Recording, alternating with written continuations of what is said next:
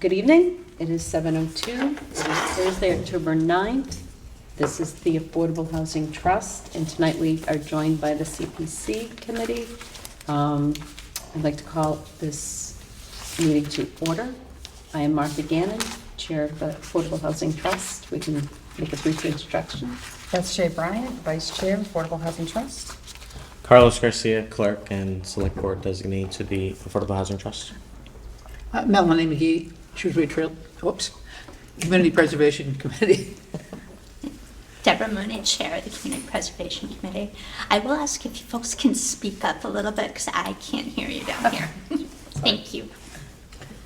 Diane Jones, Community Preservation Committee. Carl Nelson, Community Preservation Committee for the Parks and Cemetery Commission. Gail Aslanian, CPC representative from the Historical Commission. Hi everyone, I'm Emma. I'm the Administrative Assistant for the Community Preservation Committee. Christopher McGoldrick, Director of Planning and Economic Development. Kushal Raghuram, Assistant Town Planner. Okay. Welcome, everyone. Our one action item for tonight is for the joint board is the AHT and CPC funded agreement update to review and vote. Would like to open discussions, please? So I guess I'll provide a brief kind of intro for this item. I believe both the trust and the committee have seen this version respectively in their groups. So just as a refresher, this agreement was developed as part of a working group with two representatives from the CPC and two representatives of the Affordable Housing Trust.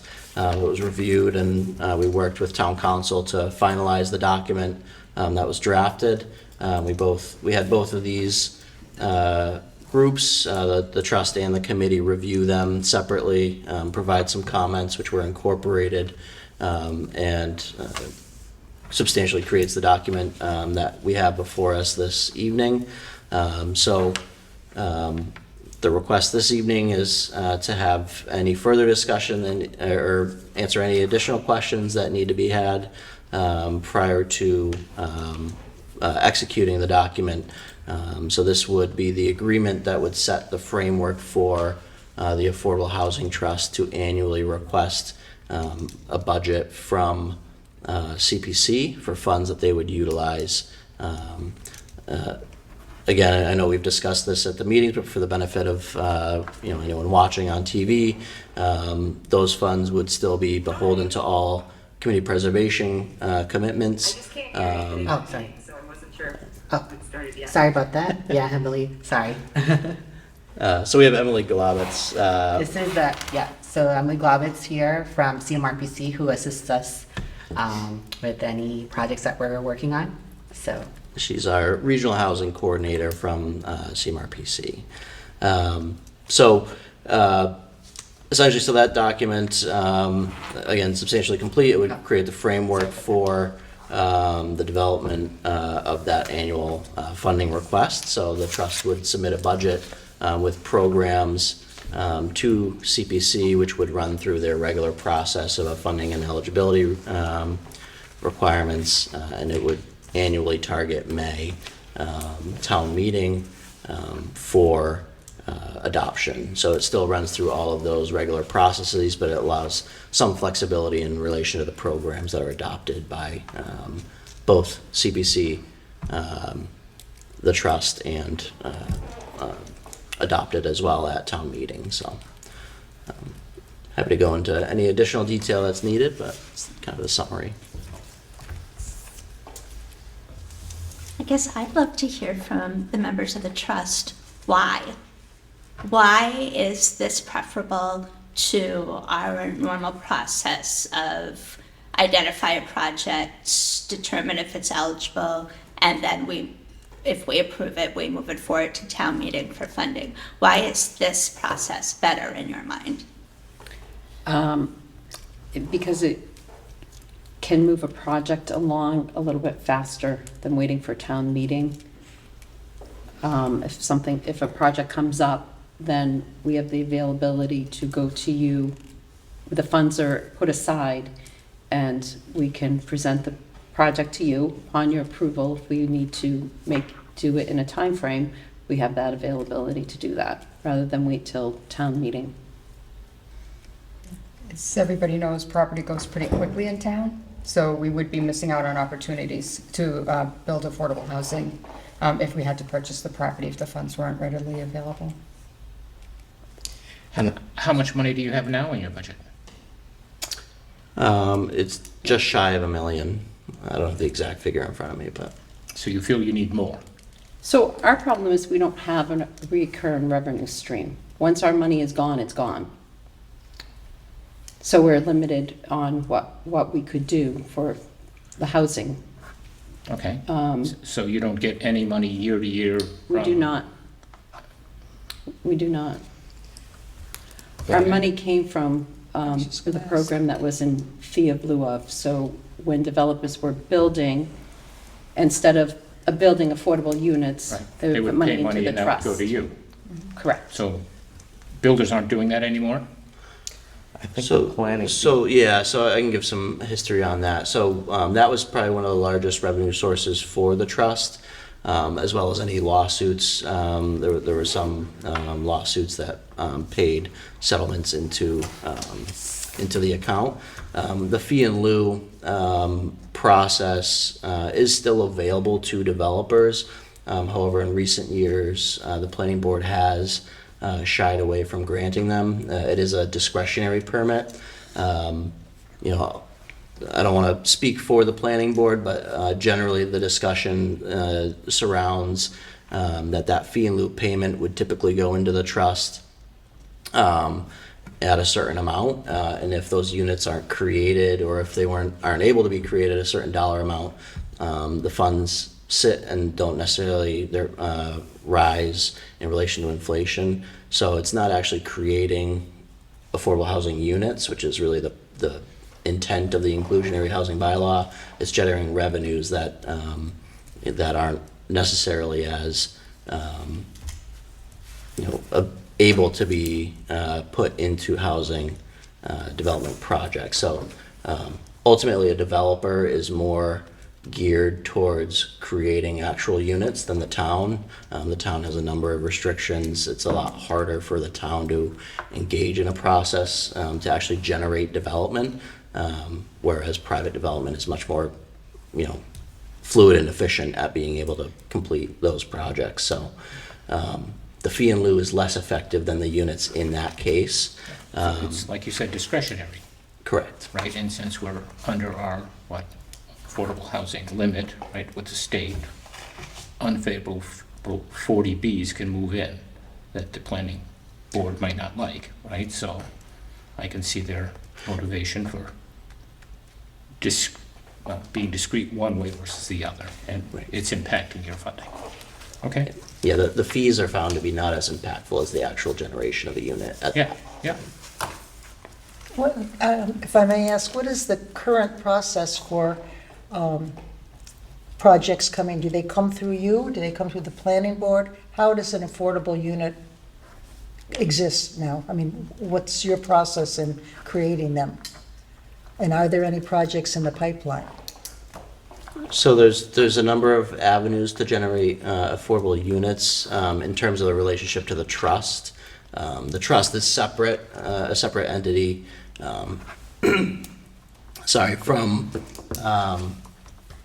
From a lot of those others. So the trust would engage in a process separate from the planning board. If they required permits, they would typically go through that permitting process as a private entity. They are pseudo-public entity, so.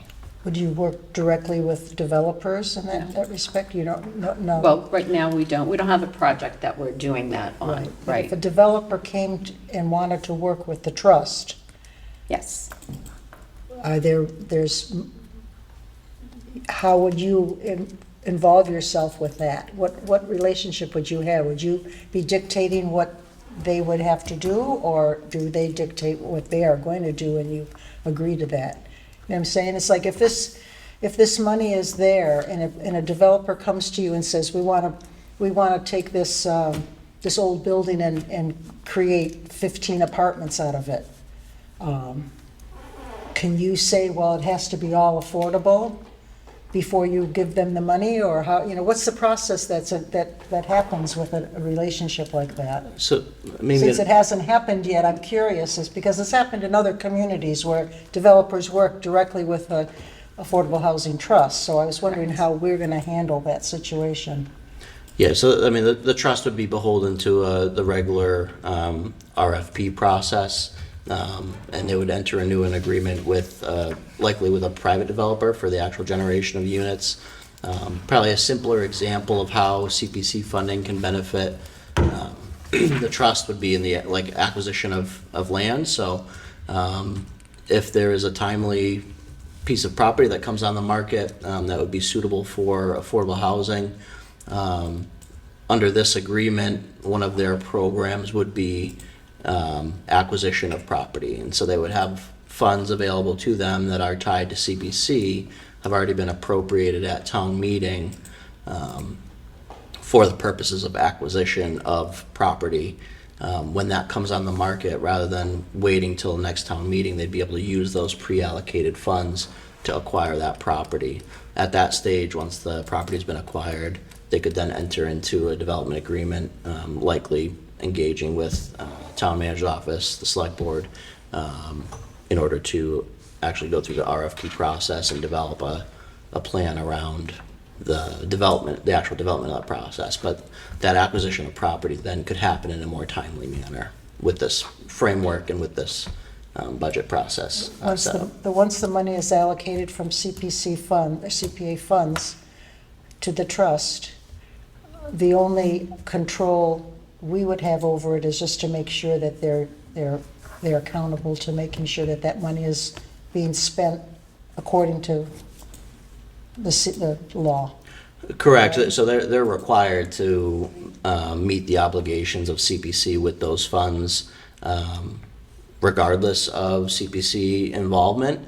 So they would be required to, any funds that CPC appropriates to the trust would still be tied to all of those regulatory requirements. Originally, I was very much against this, and I've been trying to do my homework as much as I can to understand the process and why it's, a good thing to do or why it may not be a good thing to do. I've kind of come to the conclusion after speaking to some people that have, in other communities that have gone through this process. And in fact, tonight I spoke to one and it kind of cleared my head because they had firsthand experience with working with the trust as a CPC representative. And their take on it was that the Affordable Housing Trust knows a heck of a lot more, or will know a heck of a, once you have gone through the process and you know what's going on, than we do. You know what the needs of the community are more than we do. And so it's kind of up to you we have to put our trust in you that you're going to do what's best for the town and in that affordable housing window. I still have a little bit of reservation of giving up the money and having it sitting there with the interest going to you, and if you don't, I know you're going to use it somehow. I don't think it's going to come back to us, but I think there are time limits on it as well, right? So if you don't use it, I'm assuming that we just renew that agreement and it just continues on rather than just keep giving another 200,000. Like if we give the 200,000 this year and it's not used for the 2 years or 3 years, then what happens to that? It just comes back to us, or does it just stay in their pot, or if it's never used? So that's where in the framework, the budget process that we outlined requires each year that the trust will submit a budget and a request that will go through the eligibility and funding application phases, targeting May town meeting. So during the regular process of the CPC reviewing projects for May town meetings or any annual town meeting, The trust will submit a slate of programs with budgets related to those items, requesting those funds. So that budget will outline the project, that the CPC and town meeting would be voting on, to allocate those funds to. Within that project budget, we've allowed some flexibility. So for example, if there's no properties that are coming on the market, in the town, for example, say the trust has requested $200,000 for property acquisition and $50,000 for rental assistance. There's no properties coming on the market in the foreseeable future, and that $200,000 is there. The rental assistance has gone through the roof, and they've expended the $50,000 within 3 weeks, and there's a high level of demand. The trust would be able to allocate those funds from the acquisition into the rental assistance. So they outline all of the programs and all of the funds that they would need to, but they're given flexibility to allocate those funds as needed within that. So that provides that flexibility for them to engage in the community needs that are identified throughout the year, but within that budget. But is rental assistance a CPA allowable? Okay. It is. I thought it was. I'm just. What happens if we've allocated the funds, that we've agreed to this, and then you haven't had many projects yet, but should you have one, and we have to stand before town meeting with that, that's one of our approved projects, and it gets shut down, then what happens? We've already given them the money. We don't do that to this town meeting, do we? I'm under the assumption that once the money is given to them, and the town meeting has okayed that they have we don't have to come back to town meeting for a project. Correct. It would be. Then what's the point of, you've mentioned after the fact, that it would be a report on projects, but what would be the point of us voting on a project if they already have the funds? So it's an annual budget and request for all of the projects. So once the trust so each year the trust will be submitting a budget, essentially an application to CPC with all of the projects that they want to take on. At the end of the year, they'll submit a new budget. What that would do is it would be a report on the funds expended, and a report on any new projects or budget items that they would like, any difference. We would have to structure, within that, there's the funding agreement that we have after town meeting, that we execute after town meeting has voted to appropriate funds. That outlines the specifics of that, where we, generally grant a 2-year window. In this case, we can do 1 year because it would fit with that budgetary process. So then at the end of that year, when the trust comes back, they'll say that difference. They'll then appropriate funds into that account. They could request just the difference and to retain, to extend the agreement, the programs that were appropriated, so that it just kind of brings them back up to whole. They could request new amounts to be added into that.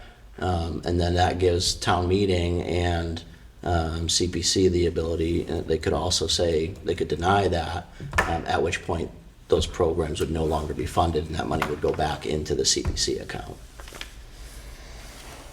So I see here in the document, letter H, any expenditure by the trust to any one party in a cumulative amount exceeding $200,000 must be approved by a majority vote of the select board and the Community Preservation Committee prior to finalizing the transaction. Just wanted to throw that out there. So there is a little slight level of control that comes back to us, right? Once it hits a certain dollar threshold, right? So I just wanted to point that out. So I'm thinking of a grilling that I got at a dinner party last night about CPC, and I'm just trying to imagine standing before a town meeting and saying that, Article X would be that we will allocate X amount to the Affordable Housing Trust, and I can already imagine the hands shooting in the air. For what? I don't know, they'll tell me later. So no, so that article will outline that budget, so that will have the for what will be the specific projects and budgets related to those projects outlined. And I think it's important to note that we would be there too, to answer those questions alongside you. So if anyone asks any questions about any projects that we want to take on or that we are actively working on, we would be there to support. So you are actively working on projects now? So what, by the time town meeting comes, you will have a list of those? I mean, you know, you're saying, but what if there's no So- projects? Then you're asking for Well, I mean, money for nothing. Ultimately, what we're discussing tonight is the framework of the language that it would be. It is not a guarantee of Community Preservation Committee saying yes when you fill in the blanks, but we're discussing how we would say it, the language that would be used for that agreement, but it's not a promise of money tonight. Because also it's not a promise of you've got projects for a reason for the money. Correct. This step is it sets the framework for the trust to request funds from Right. CPC, which normally they could do, but this framework clarifies it. It provides a little bit more clarity on how the logistics of that should all work, rather than, you know, where a private resident might come to you and ask for whatever. This provides some framework and some clarity around the interaction between these two groups. Well, that seems to be stated right in the second whereas, where it says the trust submitted a proposal for funding for purposes of pursuing affordable housing opportunities. We haven't received any proposals yet, so, Well, is it true this document, we renew this every year, right. right? Correct. And there's a percentage that's assigned to it. So whether it's 100% or 50% or whatever, that's decided by CPC. So that would be something that would be included in that budget process. So the trust, through staff, will look at, you know, the budget that CPC has for affordable housing. Yeah. They'll request a portion of that, and that will be their budget request. That will be renewed each year under this framework. Okay, but who decides that percentage? So they'll Or that funding. they'll request an amount, and through the regular eligibility and funding process, Okay. CPC can agree to that. They can request it to be lowered. It'll be an ongoing process, Okay, which is okay. similar to they do for any specific Alright. project. Yeah. Okay, no, not a problem. And I do think that annual check-in between our bodies is going to be important for the relationship building that we Yeah. will have with you all. And, you know, we have similar goals. They overlap, especially in the housing area. So Yeah. I think just that regular check-in, and if we request an amount that you all don't perhaps think is appropriate, then you could change that amount through the process. So. Now, this question is premature, but if you were working with a developer is there any circumstance in which the Affordable Housing Trust would enter into a project that isn't entirely affordable housing? Because CPC funds could only be used for those affordable housing units or properties. It could not be used for anything that's market rate. So we could, the CPC funds and the housing trust funds, we could use the housing trust funds to cover what CPC doesn't allow. So we know administrative fees can't be covered, there's certain things, if we did a rental assistance or a housing repair, home repair, things like that, things that CPC would not cover we would still abide by your rules. So none of that money that would be used to fund, it, not like illegally, no, we wouldn't use those funds.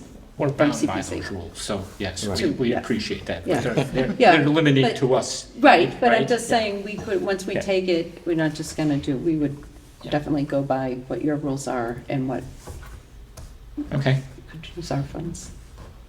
I suspect that familiarity will, make us more comfortable as we Mhm. sure. actually have projects that we've done together. The CPC is still relatively new, and We're as new as you. Yeah, We started at the same We're all time, still but you figuring it guys out. are a little bit ahead of us. I know so much of what we do, we think about being good stewards of the funds that we have and a responsibility to make sure that we use them, and not just in the best interest of the town, but of course according to the law, which I know you do too. An example of that in Pittsfield was that a developer wanted to develop a piece of property for affordable units. When he was drilled on how many affordable units, it was this, that, and then it ended up being one affordable unit, which cost CPA $300,000, so, and the trust.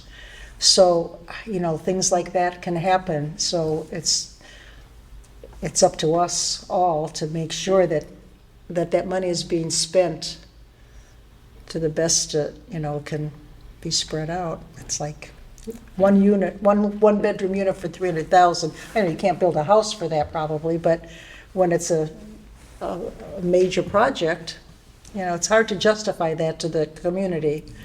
Right. And So- costs are crazy today. What's that? Costs are crazy today. Oh, well, Yes. absolutely. Yeah. But out of 15, and one is only affordable, Yeah. that's, was a little bit misrepresented, so Yeah. you have to be careful of that kind of stuff. Yeah, and I think the partners that we would work with, we interview them, they come in. Yep. I'm thinking about Habitat for Humanity, for example. There's been ongoing conversations with them to All right. further our mission, but also support their work, which is great, so. Certainly want to be careful. Yeah, oh, I know. Well, somebody like Habitat has, been vetted already Right. quite a bit, so.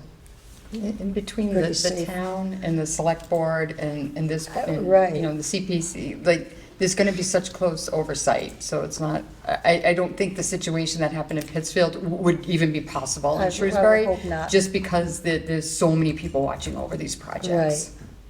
Yeah, and I think, and this was intentional, the agreement that we're looking at today mirrors, the 200,000 mirrors what already is in place for what the select board would have to approve. So if the trust wants to expend any funds that are above that amount, the select board would also have to approve that, so it mirrors. It's I like call sending your questions? kid to school. Can we vote on this already? Exactly. Ultimately, it's, are we comfortable with, should we have a request at a later date if this is the right language with which to execute any agreement? That's what we get to vote on tonight. But we would have on an annual basis an opportunity to change the wording. Yes. Yes. And we would annually review the framework of the language of the agreement, and we could change it annually. And this doesn't hold us to any, it's not a promise of funding, it's just should we decide to fund, this is how we say it and this is how we do it. So I just want to be clear, so this specific agreement wouldn't be renewed each year. There would be a budget application that is submitted each year, and the eligibility application, the funding application, and that would then go to a town meeting article, and that would outline the projects and all that. This agreement sets up the framework for that coordination and just memorializes essentially the discussion and the restrictions that we've discussed here throughout the process. And so again, this is built out of, we started with the community preservation's example agreement, and then looked at other communities for things that we wanted to incorporate, and then kind of put our own through the discussion with these two groups, put our own elements into it as well. So again, all of which have been reviewed by town council to be appropriate. Our original discussion, we had talked about interest earned, and if I remember right, it was that any unused funds plus the interest was gonna come back to CPA, but I see in here that it goes into the trust account. So is there reasoning for that, or is there? So that was built off of the agreement between, the example used was Grafton's, where their trust holds the interest from CPC. Again, I think, I can't speak for those groups, but my thinking on that is it allows that funding to kind of be appropriated. Again, each year we're kind of renewing those funds, so that interest would be included in that annual budget report, but it gives a little bit of a buffer. So again, if there's been one of these programs needs an extra $100 or something like that, hopefully the interest would cover that amount. And currently, your funding is kind of non-existent, if it, or, So there's no regular Yeah. income stream to the trust. They have the funds that they've gotten, but without the fee in lieu amount, there's no real avenue for the trust to gain new funds, other than, and again, it's nothing to be relied on. Of the other Right. funding source is typically settlements. So if a 40B goes over their cost thresholds, their profit thresholds, they have to pay an amount to the town, and which is typically delegated to the trust. So are there other ways of generating revenue other than the ones we've discussed tonight? Like, well, how else, where else can you get money? Once the $1 million in whatever resupply is gone, what happens? So under the current framework, the trust has no other revenue streams available to it.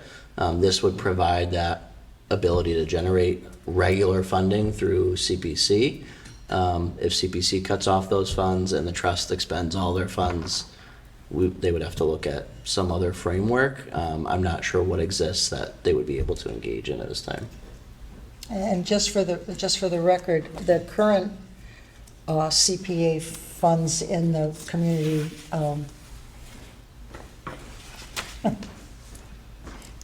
Good preservation, yeah. but this pot Yeah. is about how much now, do you know approximately what we have?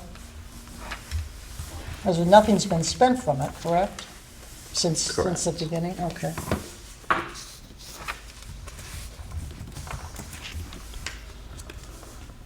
Did we lose access to that folder as well? The budget folder? Anything that is in the I only see meeting meetings. folder? I only see meetings. Yes, correct. Yes. So Yeah. that's yes, I lost access to it. Yes, if there's something that you want access to, feel free. You can contact us and we'll work it out. All right, I'll send So that you. was, so the, we changed the access. I think we discussed this with the group at the last meeting. So some of the members were looking at old budget materials and getting confused. So we removed, they were finding them in the administrative folders that our office uses to generate them, and to reduce that confusion, we just Okay. removed access from those working folders. So Carl, if you go back into, I believe it's Mayor April's meeting folder, this spreadsheet should be there, and that will reflect the most recent Okay, thank you. proposed budget.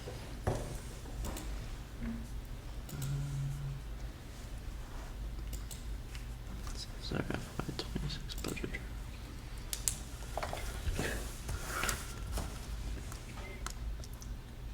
So the FY, Find the answer you're looking for, Carl? Huh? Did you find the answer that you're looking for? No, Yeah. well, it went right to her question, right? How much money is sitting there for that we have allocated in prior years? to Yeah, housing? so the- For the community housing. so the Yeah. FY26 budget estimate is, or sorry, projection will be 531, just shy of 532,000. Okay. That's the total in the. That's the fund? projected budget for FY26. Okay. And we can expect how much annually that goes into that fund? So that varies, but we are Approximately. we're projecting 108,000 as the 10% allocation for FY '26. Okay. What other ways of spending that money could come up, other than, based on other communities' projects? Is it always through the trust, or is there other, how else could that money be spent that's in there? I mean, who would bring a project to the CPC for community housing? Other So, than I mean, developers? so It could be the trust, committee it could is, be the Housing Authority, it could be Habitat for Humanity, it could be Central Mass Housing. Haven't we funded things for Elizabeth Gardens? recently? Yes. Yeah. I would expect that would be the next thing that you would see, wouldn't it? I mean, it's the only thing I could see on the horizon that's actually in the works. Or a joint project with like historical preservation and Sure. open space and affordable housing and community housing. I know, but They'd we've be already, more- this is something that's already literally there and started. I mean, they've taken, test pits and stuff, so, it looks like they're serious. Are you involved with Elizabeth Gardens at all, or no? Yes, we are. We are. Okay. Yeah. Yeah, Okay. yeah, we funded some of their asks Yeah, already, Yeah, so. the very first ask we had about a feasibility study, Mhm. we approved, but then it was withdrawn because the trust was willing to take that over, Right. which we appreciated. Sure.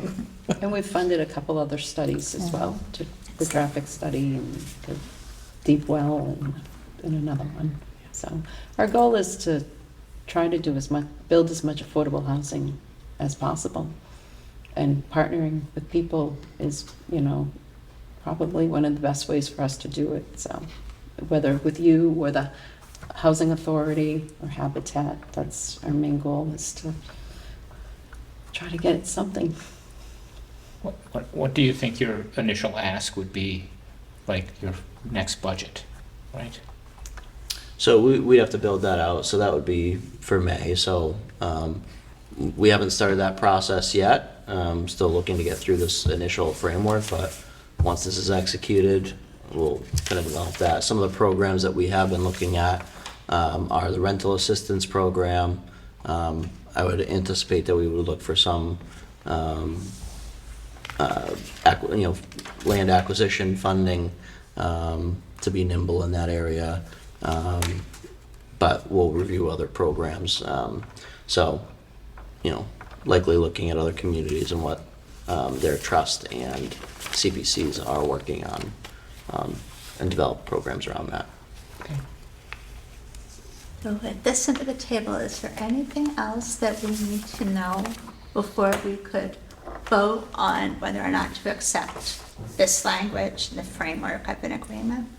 Not the final agreement, but the framework of what an agreement could look like.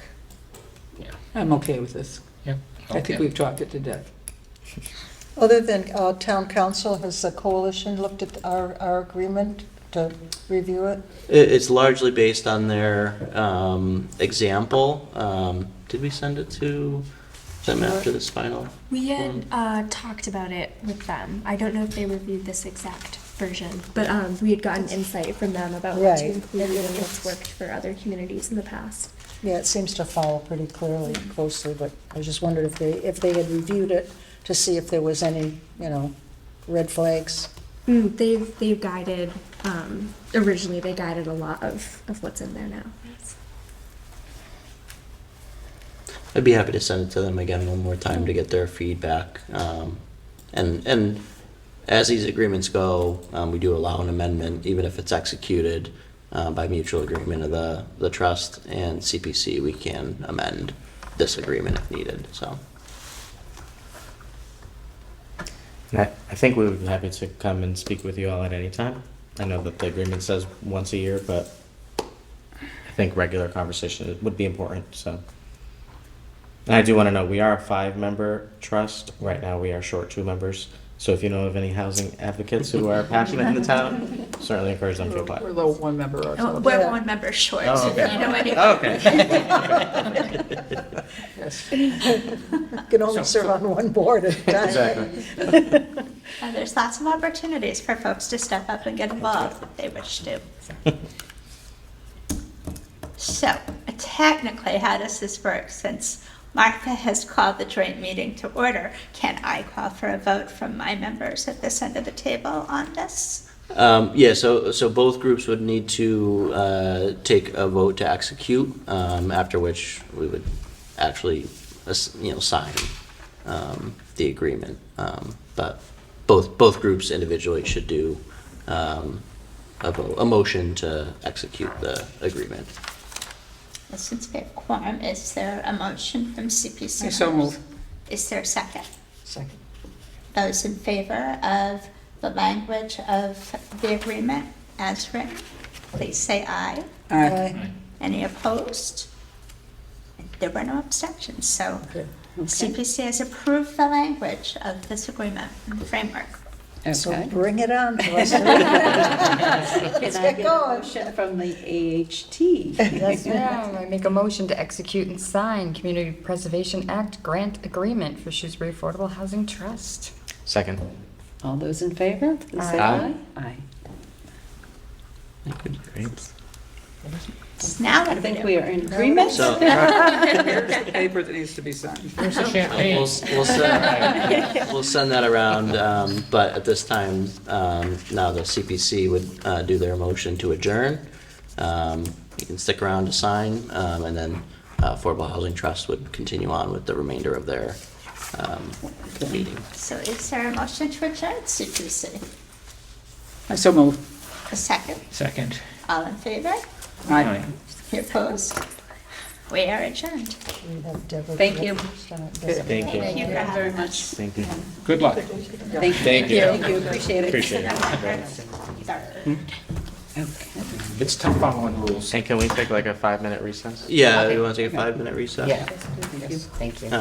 You just Make do it a motion. official. Can I take a motion Pen. to? Yeah, it says Emma's So He gets to keep it at the end. I should have done individual ones Yes. for all of them.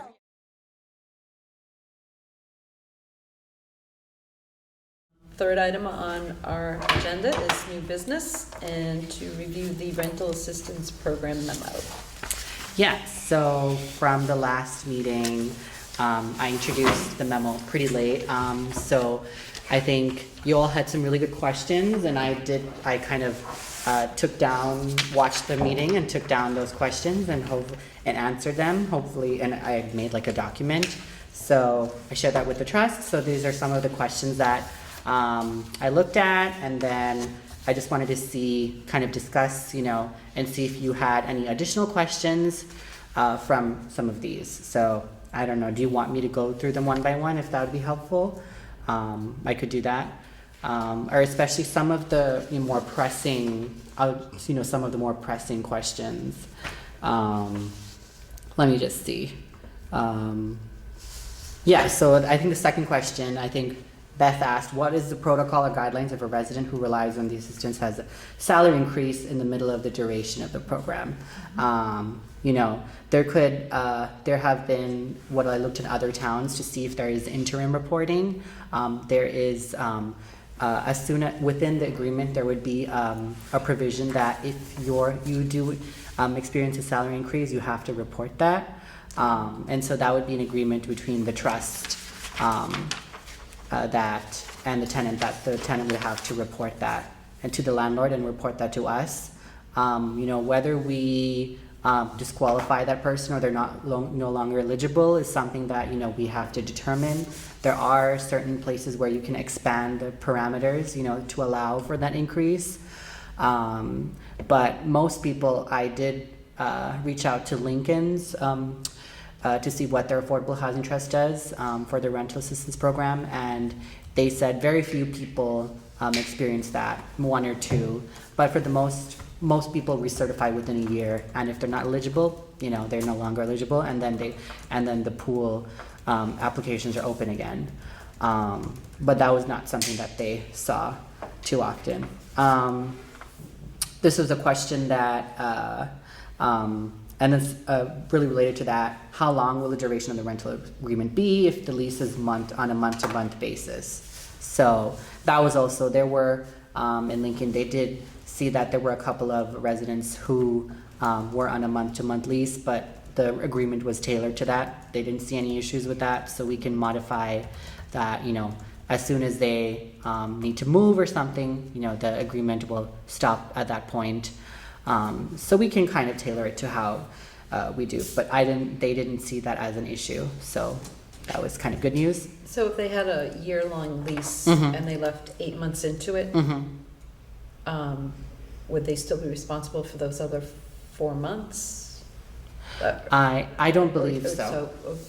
With the landlord, the assistance would stop when The they- assistance would Okay. stop, yeah, if they move out, because it's to the tenant, so the assistance would stop. I think this question, why would we exclude residents who are receiving state or federal assistance like Section 8 RAFTA or IRMA vouchers? Avoid double dipping, people who already receive assistance you wouldn't want to, receive extra assistance.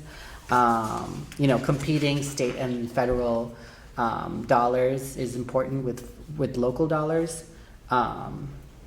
And this program was actually meant to serve residents who, fall between the cracks, because a lot of state and federal programs they have limited funds. So not everyone in a community who can apply to those state and federal funds receives those. So there are, and especially right now with the uncertainty of certain state funds, I think this can be a good opportunity to make up for that, and for residents who are not receiving those funds. I just have to, I know the rules are the rules, Yeah. but there are folks, they are on Section 8, Mhm. and their situation changes dramatically, and they even struggle to make the rent. Right. Even with Section 8 assistance, so, I understand to avoid double dipping, but, I just wish we'd kind of Yeah, I can look into those. consider that, maybe, do the folks that aren't getting assistance Yeah. first, but then if there's funds there. Yeah. To not put a hard stop on somebody who's getting Section 8, because I know of a situation where that is happening, like folks are in Section 8 and that, because of a job loss, struggling to make their portion of that rent. Understood. Yeah, I think I can see into that. Most of what I saw in other towns was people on Section 8 were not eligible. So that was kind of just what I saw in most other towns, but we can discuss that if that's something you want on our Like I guidelines. said, prioritize the folks that Yeah. aren't getting that first. Right. Like I said, if the funds are there, then just to maybe consider. Understood.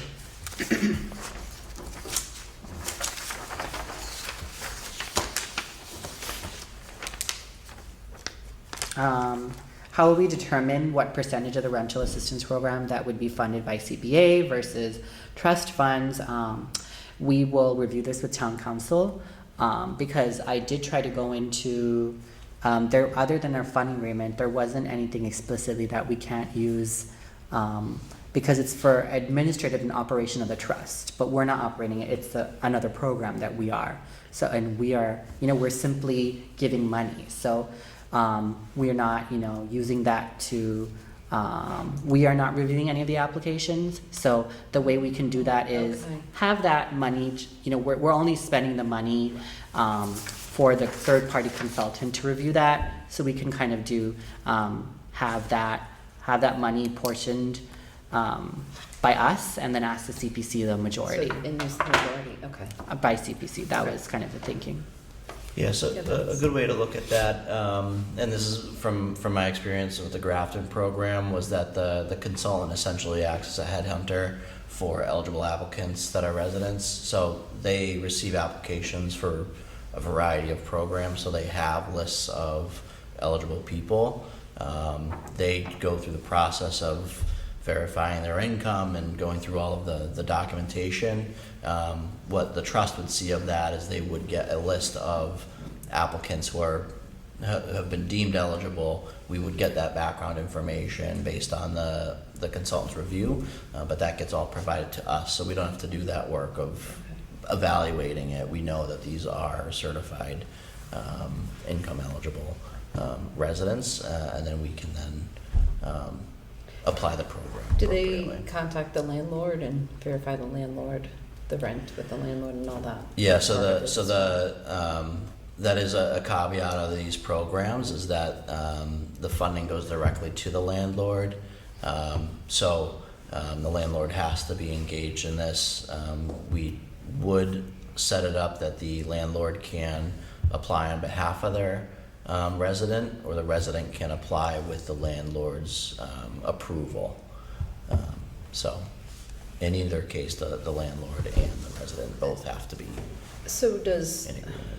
say, I don't want to say slumlord, but the standard of the apartment is not up to par, can, before, and somebody's paying rent,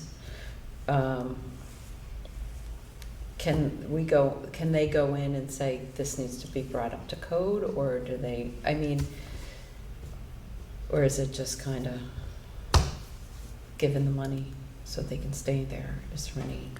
Oh, that's a good question, You know what yeah. I'm That's a really asking? good I question. Yeah, that's a very. Yeah, because, I mean, oh yeah, I'm gonna apply for my, not that people, I would hope they wouldn't do this, but if you have a 3-family and you are charging $1,500 and you're gonna get $1,000 per, guaranteed, but you're not making any improvements on the house, and it's, the stairs aren't safe, or something's not safe, if there's a safety issue, or Mhm. maybe would be a better, Oh, okay. That's a really good question. I want to dig into that a little bit. Yeah. I think that's a great Question great that I question. listed, yeah. Some of the initial things that come to mind, I know that the building inspector's office, that would be an easy check, because we could reach out to them, any known violations kind of a thing, once we get the list of tenants, or, of applicants, and we can have that kind of review check. I would put that on the applicants or the landlord to get that certification from the building inspector's office, so we don't have to go chasing that. But that would be an initial check, but I want to see potentially what other programs may do in relation to that, if we can find some inspiration from that, but, yeah. I mean, it might be, hopefully it would be a rare occasion, but still, if it, And for the consultant, will that go out to bid? Yeah, so we would have to put the program out to bid, and they would develop that proposal, so. Yeah, and our thinking was, once we time it, so, right after town meeting, we'll have at least the RFP. Through these few months, we want to develop the RFP, the guidelines, so that as soon as we receive the CPC approval from town meeting, and then those funds are there, we can, start the process, open the application. And then I think there's another question. This is also reviewed by their town manager's office. So one of the questions they had was 80% was, a little bit too high in the AMI, if we kind of reduce that. I think my initial thinking was people who are much lower than that probably qualified for the state and federal loans, and people who were higher than that probably did not get any. That was my what I was looking at. But also what we can do is, in our criteria, we can, when we're trying to select potential applicants, the ones with the lower AMIs, they can be in the higher priority list. And if we do have funds, people who are closer to that 80% AMI can, be included in that. Okay. But again, people who are in the lower would probably be higher on that consideration.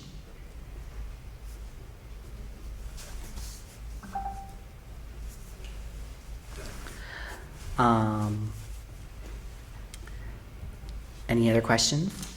Have any? No, that was,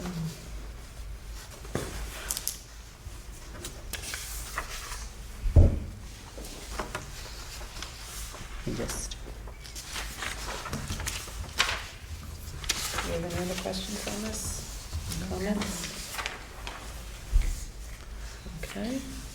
I mean, I think we can, include that in our report to CPC, and then start to develop, some guidelines. I did attach in the folder, kind of like all the documents that we will need. So we'll need a lot of documents and flyers and all these different things that we'll prepare. So that'll probably be a lot of work to be done between now and May, is to prepare, the flyer, the tenant agreement, their rental agreement, all these, different parties who are, they vouch, they have to agree that they're participating in the program, make sure that, oh yeah, if I do experience all these conditions, like if I experience an increase, I will report it.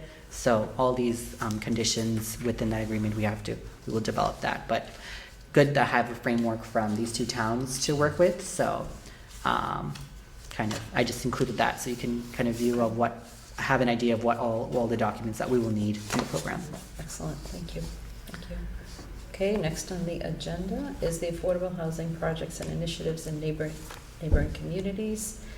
A brief overview from CMRPC staff.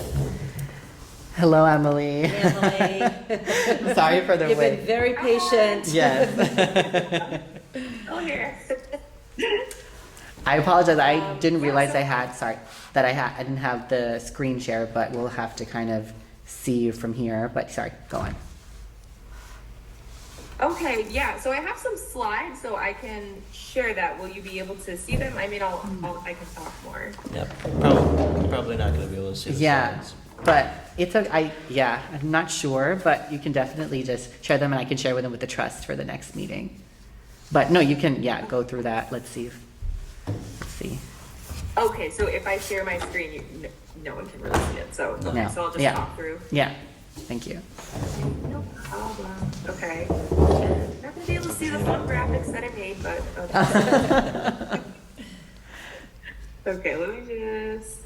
Are we saying that because it would be hard for SMC or it would be hard for us? Yeah, Yeah. I think you can try. You can We try. It's going to be small, but Is the brightness all the way? That is. yeah, we can't. Yeah, I'm just putting on battery What was that? saver. We 'cause I can't only have, port CPC in. No, yeah. Wait. Are you plugged in? No, I don't know where to plug it in. Oh, okay. I guess I don't want to kill you back. Okay. But hopefully I'll just put this closer to the CPC members. Yeah. Oh, I can see. Have you seen this already? No, but it's for the show. Okay. No, this is a surprise for everyone. Okay, great. Okay. Sorry, I'm not that familiar with Google Present and everything, so I was trying to. All right, I guess I'll just start. Cool. So Kushal asked me to kind of pull together some examples of what other communities in Central Mass have been doing to address affordability. So I just go through this quickly. So obviously, in order to kind of start these initiatives or programs, it's great to have a reliable source of income. So these are kind of the communities that are most likely to, if you want to take a look at other examples of communities, I broke this down by CMRPC towns and cities, and then also the kind of nearby communities that are under the Metropolitan Area Planning Council, our other RPA. Let me make this a little bit bigger. There we go. So just if you're looking, if you want to do some research on your own and look and see kind of what's out there, I would recommend kind of starting with these, along with communities that have municipal affordable housing trusts. Most of these are pretty active, although Millbury and Auburn, they've technically adopted the language to set up an affordable housing trust, but they just haven't really moved forward with that, so they're not active.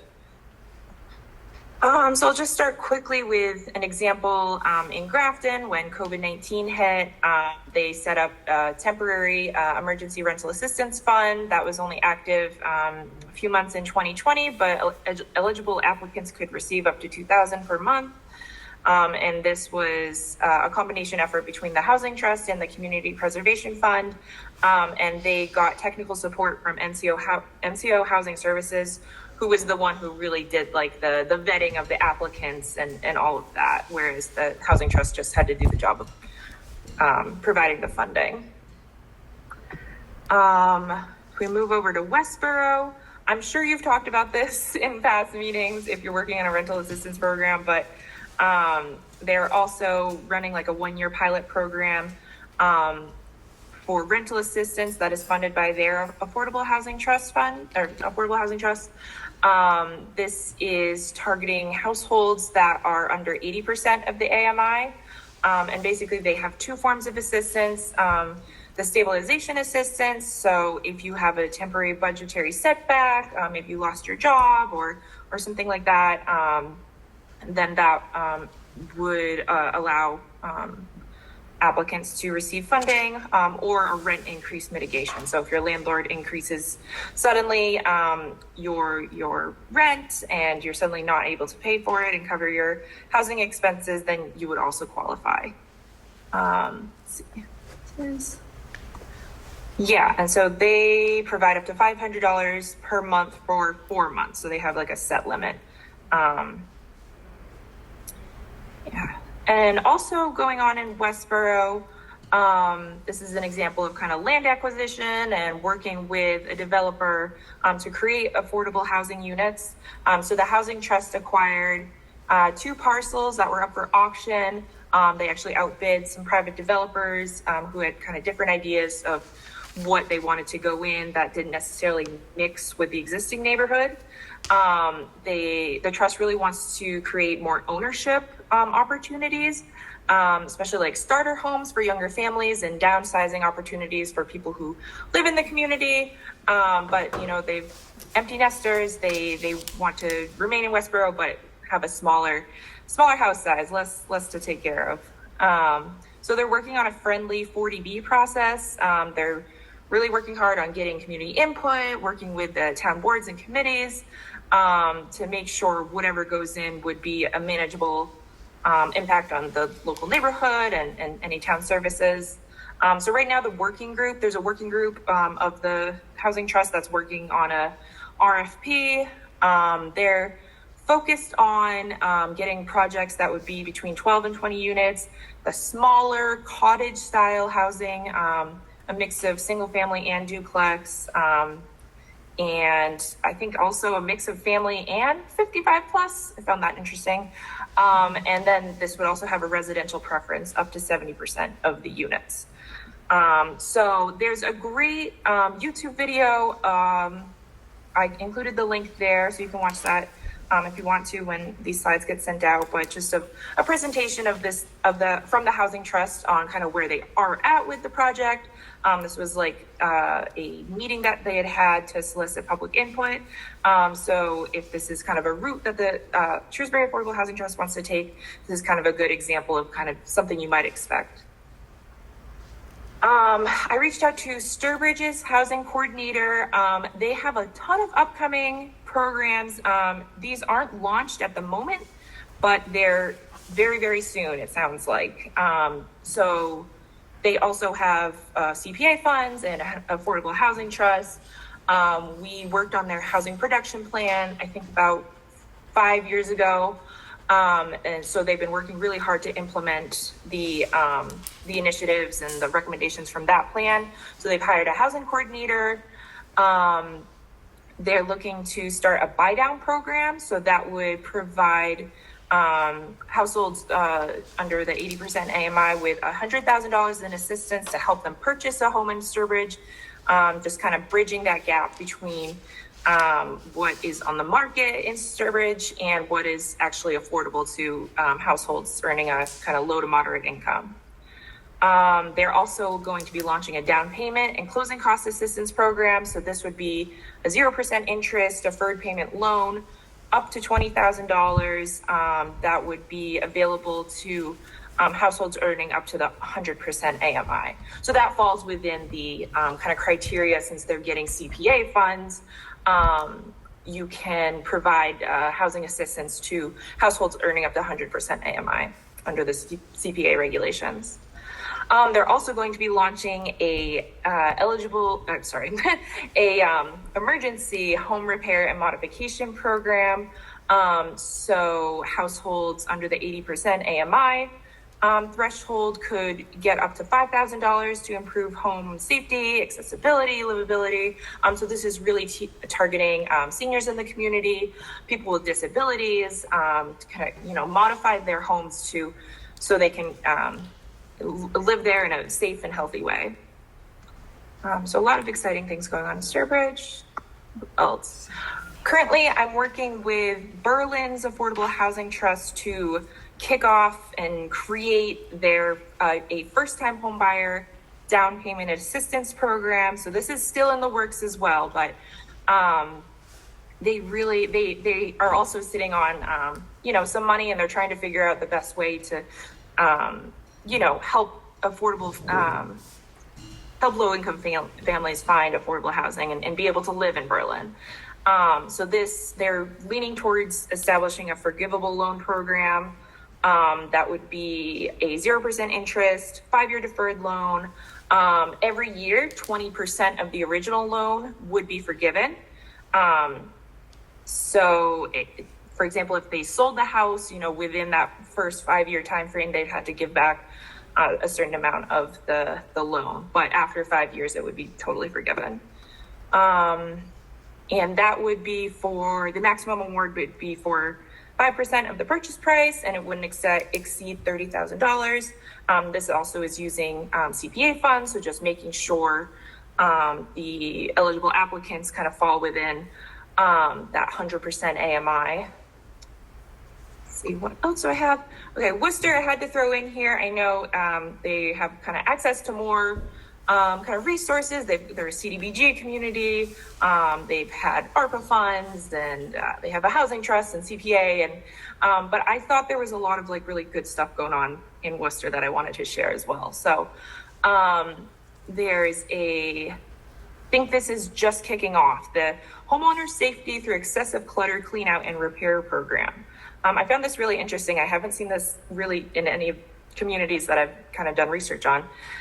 They're currently looking for partners to help kick off this program to support people suffering from a hoarding disorder.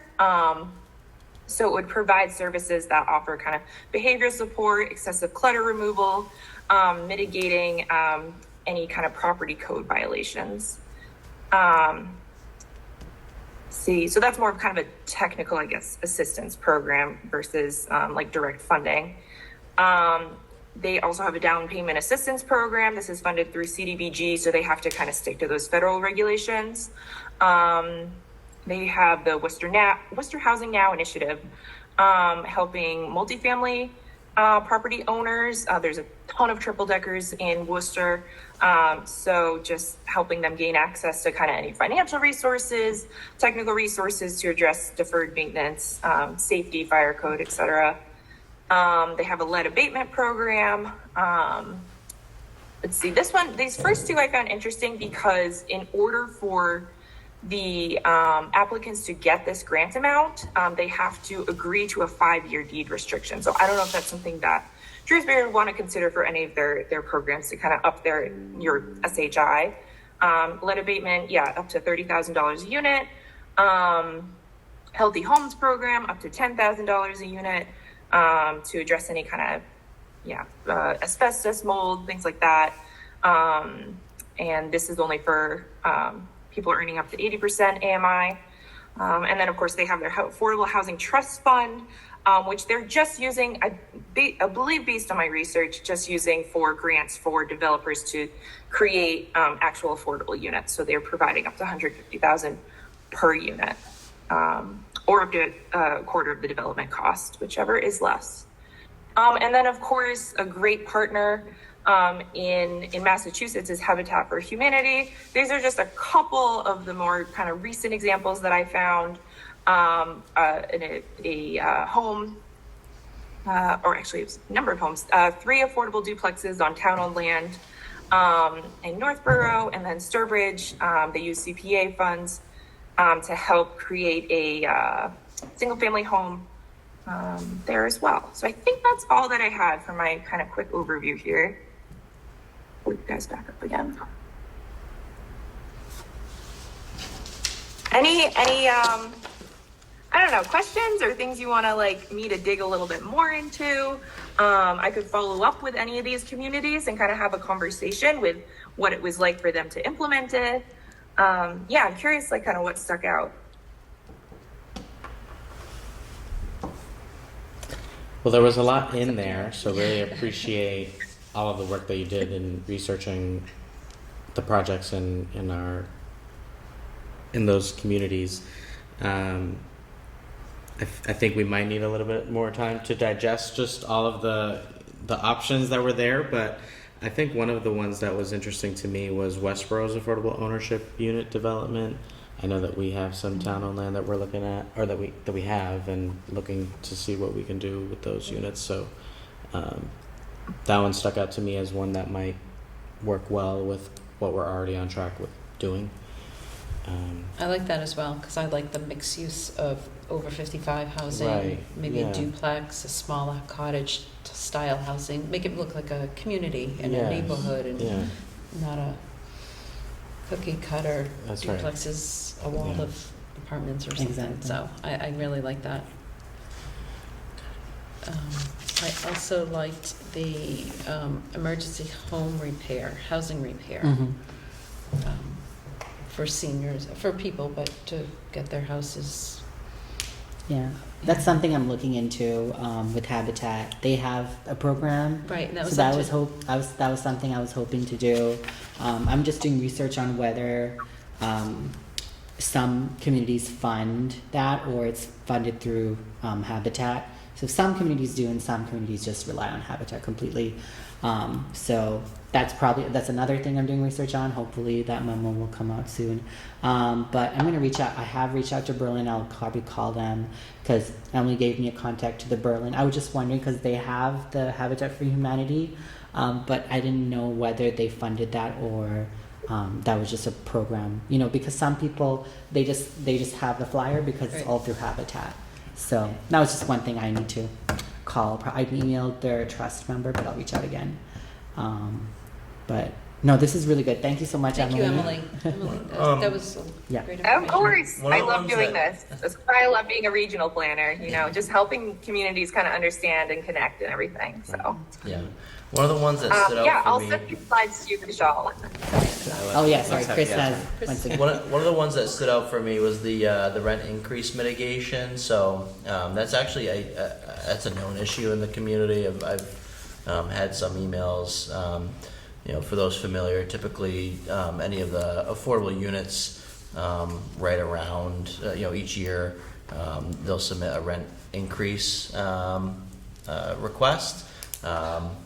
How the deed restrictions are structured, it's pretty much a check that as long as they meet the requirements, it's approved. Although on paper that works really well, we do get calls in our office about that time once they get the letter from the landlord that those rents are increasing, that those unfixed incomes or those when those are substantial, that people will end up being forced out of the affordable housing that they do have. So I'd be really interested in learning more about that program and how that's structured, because that I think is a known issue that that I think would be useful in this community. So Yeah, I can get in contact with Westboro and just have a conversation about, how that works for them. And I don't know if Emily, you were able to, if you were listening in on our joint meeting with the CPC. No worries if you were not, but I was curious. There was a question that came up about other funding revenue streams for the trust, and I was wondering if, in your experience and in your research, you've learned of other ways that trusts have generated some revenue. Ooh, that's a good question. Because you have the payment in lieu and then now CPA. Right. Donations? You got any wealthy donors? Yeah. Do we have a donation link on our website? Well, maybe we should put that. Is that a way that some communities do it though? Is that real? we could do Yeah, you can. request response. Oh, They I can guess, accept, okay. well, I think usually it comes in the form of land is donated to the affordable housing. Oh, Trust. okay. Okay, that makes sense. That makes sense. I was